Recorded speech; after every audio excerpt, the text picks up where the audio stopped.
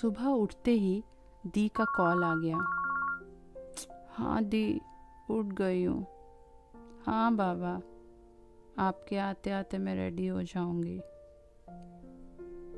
मैं उठ के वार्डरोब से कपड़े निकालने लगी। मैंने ऐसे ही कैजुअल सी एक ड्रेस निकाल ली। मेरे फ्रेश होके आते आते दीदी घर पर आ गई और कहा, क्या कर रही है अब तक, रेडी भी नहीं हुई, और ये कौन सी ड्रेस निकाल ली तूने, ये बिल्कुल मत पहन। और एक पिंक कलर की सलवार कमीज़ निकालते हुए बोली, ये पहन, पिंक तुझ पे बड़ा अच्छा लगता है। मैंने गुस्से से दीदी की ओर घूरा और बोला, अब ना ये ज़्यादा हो रहा है। आपने मिलने को बोला, मैं मिल रही हूँ। ऑलरेडी आज मंडे का फास्ट है मेरा और मैं बहुत लाउड दिखूँगी। It's just a casual meeting दी। मुझे कुछ नहीं सुनना, मैंने कहा ना, दी ने झल्लाते हुए कहा। उफ, अगर मुझे पहले पता होता ना दी, मैं कैंसिल कर देती। और दी, आप क्या कर रहे हो, मुझे रेडी क्यों कर रहे हो? और दी ने अपने हिसाब से मुझे रेडी कर दिया। वाओ, अब लग रही है ना डेट पे जा रही है। डेट? कैसी डेट? मैं उस स्ट्रेंजर के लिए रेडी हो क्यों रही हूँ मुझे नहीं पता। जाने से पहले मैंने खुद को एक बार आईने में देख लिया, कहीं मैं ओवर तो नहीं दिख रही ना। पर जैसा कि दी ने कहा, मैं सच में अच्छी लग रही थी। ऑन द वे मैं बिल्कुल चुप बैठी थी कार में। दी ने कहा, ऐसे चुप बुत बन के मत बैठी रहना वहाँ पे, अच्छे से बात करना। मैंने दी को घूरा, वो चुप हो गई। ओके फाइन, तुझे जैसा ठीक लगे। मैंने दी से अचानक ही कह दिया, लेट्स गेट बैक, मुझे नहीं मिलना। पर दीदी भी बड़ी ज़िद्दी थी, बिल्कुल मेरे जैसी। उसने कार नहीं रोकी। हम पहुंच चुके थे उस जगह पर जहां दीदी की दोस्त संजना दी ने हमें आने को कहा था। दीदी की दोस्त ने मुझे पहली बार देखा था। उसने मुझे देखते ही कहा, बानी, यू आर रियली ब्यूटीफुल, जैसे कि फ़ोटो में हो, बिल्कुल वैसे ही ओरिजिनल। I just smiled. वो दोनों हंसी ठिठोले मारते हुए एक रूम के अंदर जाने लगी। मैं उनको फॉलो कर रही थी। संजना दी ने मेरी दी को किसी से इंट्रोड्यूस करवाया, जो कि सामने रखे काउच पर बैठा था। बट मैंने सर उठाकर नहीं देखा क्योंकि I was too nervous. Sanjana दी ने मुझे कहा, बानी आओ यहाँ बैठो। मैंने सोचा, ये दी मुझे इस इंसान के बगल में बैठने का इशारा क्यों कर रही है। मैंने साइलेंटली उनकी बातों को अवॉइड करते हुए थोड़ा सा आगे जाकर मेरी दी जहाँ बैठी थी उनके बगल छिपकर बैठ गई। फिर संजना दी ने सबको कंफर्टेबल कराया और बोली, बानी, इससे मिलो, ये मनन है। वैसे तो हम एक ही ऑफिस में काम करते हैं, but he is my rakhi brother. अब तक मैंने उसका चेहरा अच्छे से नहीं देखा था। बस दी के बगल से ही फॉर्मेलिटी के लिए हाय कह दिया। संजना दी ने अपने ऑफिस के बारे में बातें की। फिर पूछा, अरे बानी, मेघा ने बताया तुम्हारी फास्टिंग है आज, होप यू आर कंफर्टेबल, कुछ चाहिए तुम्हें? मैंने ना में सर हिलाया। फिर संजना दी ने मेरी दी से कुछ बातें की और उन्होंने कहा, अरे तुम दोनों आपस में बातें करो। Actually this is not the right place, कहीं बाहर जाओ, हम यहीं वेट करते हैं। क्यों मेघा? मैंने दी की तरफ देखा और दी ने आंखों से ही हामी भरी।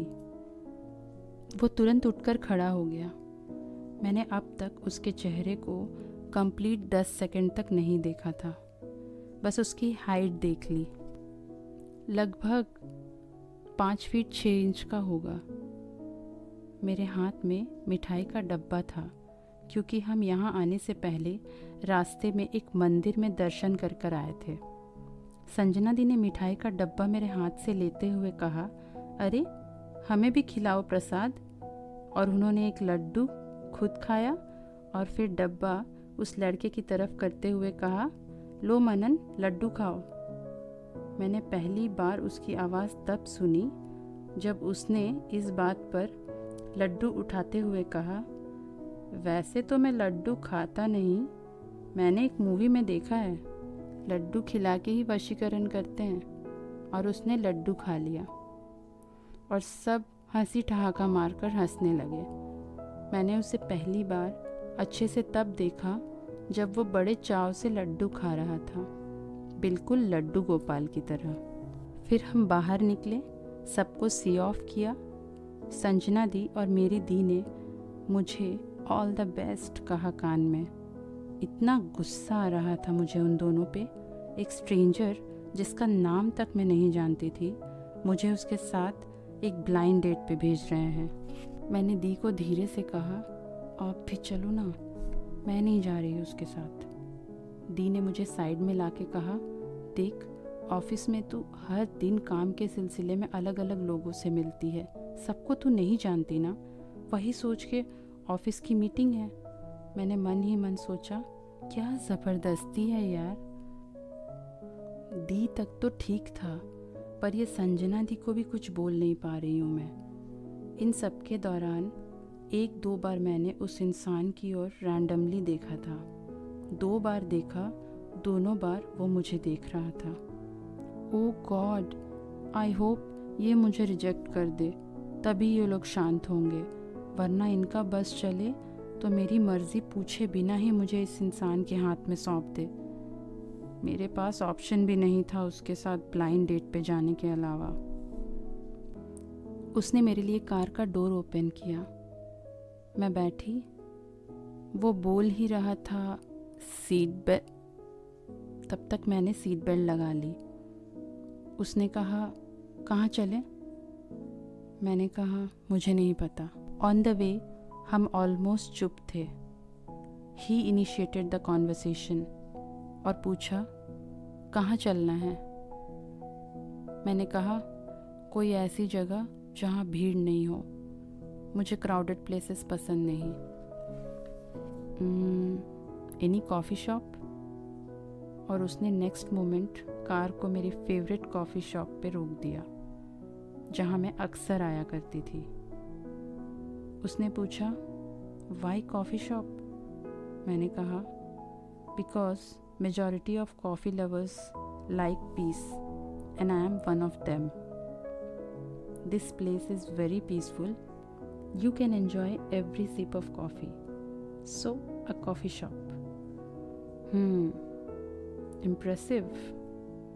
Shall we order? वो काउंटर पर गया और he ordered coffee for 2. He asked, anything else? मैंने no, I am on fast कहा। कॉफ़ी ऑर्डर करने के बाद वो मेरे सामने बैठा और कहा, एक बात बताओ, ये फास्टिंग में कॉफ़ी अलाउड होती है क्या? मैंने उसको वियर्ड सी लुक दी। उसने डर के, no no that's completely okay, your choice कहा। हमारी कॉफ़ी हमारी टेबल पर थी। उसने कहा, कल मेरी एक मीटिंग थी, सो आई वोक अप लेट, इसलिए ब्रेकफास्ट भी नहीं किया। इस पर मैंने कहा, आप ऑर्डर कर लो। उसने कहा, no no it's completely fine, I want to have just a coffee. मुझे पता चला आप आना नहीं चाहती थी। आई होप आप अपनी मर्ज़ी से आई हैं, right? No one forced you. मैंने हंसकर ना कह दिया। पानी, गुड, यूनिक और छोटा सा नाम है। Do you know the meaning of this name? मैंने हाँ कहा। बानी का मतलब राधा होता है। मेरा नाम तो पता है ना आपको, I am Manan, but nickname Mannu है। मनन का मतलब कृष्णा होता है। आपका कोई निक नेम नहीं है? मैंने कहा, नहीं, बानी। सिर्फ बानी। उसने मेरे फैमिली के बारे में पूछा, फिर अपनी फैमिली के बारे में बताने लगा। मैंने 2 लाइन में ही बता दिया और उसने 2 पन्नों में। उसने बोला बहुत सॉर्टेड एंड सिंपल है उसकी फैमिली। वो तो मुझे किसी से प्यार नहीं हुआ, वरना उन्होंने मुझे ये फ्रीडम दी थी कि लव मैरिज भी कर सकता हूँ, उन्हें कोई ऑब्जेक्शन नहीं होती। बट वैसी कोई मिली नहीं जिससे वाइब मैच हो। बट मेरा ये था कि कोई भी लड़की हो, बस वो मुझे देखे। मैंने उसकी तरफ देखा, फिर कहा मुझे देखे मतलब?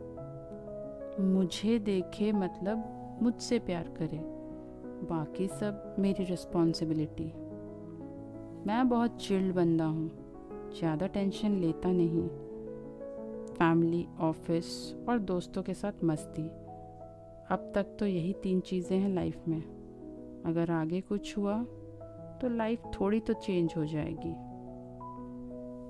अरे यार, बातों बातों में कॉफ़ी ख़त्म हो गई, पता ही नहीं चला। मैंने तो आपको कुछ बोलने ही नहीं दिया, बस मैं ही बोले जा रहा हूँ। आप बोर हो गई क्या? No, I am an active listener. सही है, फिर तो एक बोलने वाला हो तो एक सुनने वाला भी होना चाहिए। मुझे हंसी आ गई उसके इस बात पे। उसने कहा पिछले 1 घंटे में मैंने पहली बार आपको खुलकर हंसते हुए देखा।